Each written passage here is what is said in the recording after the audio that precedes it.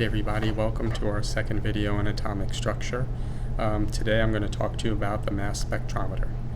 The mass spectrometer, in this instance, it is used to find the average atomic mass of atoms. Later on, in a future unit, we're going to use it to find the structure based on mass of different organic molecules. So what is the mass spectrometer? Well, its job really is to find the average atomic masses by separating the different isotopes based on their charge to mass ratio. I'll show you how this works. There's 5 steps. The first step is called vaporization. What we're doing is we're taking the the element, and we're making it into a gas. If it's already a gas, you don't need to vaporize it. Once we vaporize the substance, the next step is going to be to ionize it. We want the substance to be charged, and we want this to be charged for 2 reasons. One, we want to be able to accelerate the element, or the different isotopes. And second, we want to be able to deflect it. So when we ionize the sample, what we're really doing is we're knocking off an electron. So we have some kind of filament that will ionize the gas, heat it up, and knock off an electron. These positively charged ions all have different masses at this point, but they're traveling together. We want to speed them up, so we do the next step, which is called an acceleration.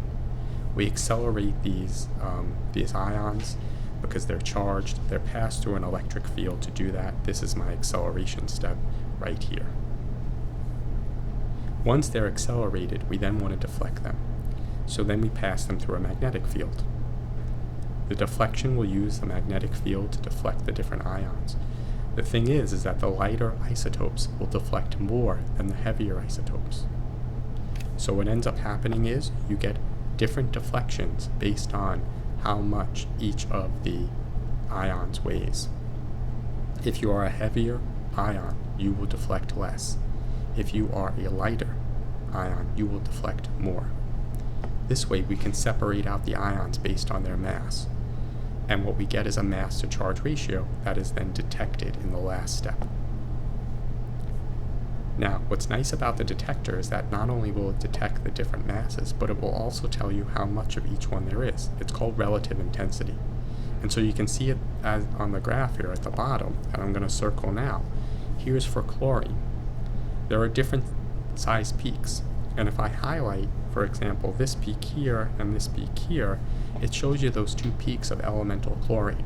The 35 peak is greater than the 37 peak. That means that there's more Cl35 than there is Cl37. And we can tell their relative abundances, and we can put that in the table here. We can then use these relative abundances to find the weighted average. Here's another graph showing you lead. So this graph shows you the 4 isotopes of lead, and it gives you the relative abundances. They're listed here, and then they also change it to percent like I just circled. Now, we can do the calculation. We can do the relative percent abundance times the masses for each one. We can then add them together, and we can divide by the total abundance, which is 100%. When we do this, we average out between the maximum and the minimum massed isotope, so between 204 and 208.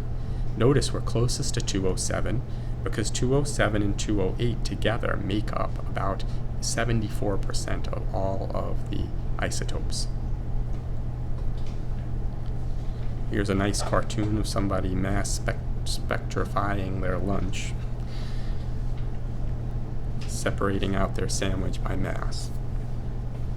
This example here shows you a sample of neon, and it shows you how the neon 20 accounts for the highest percentage of all the isotopes.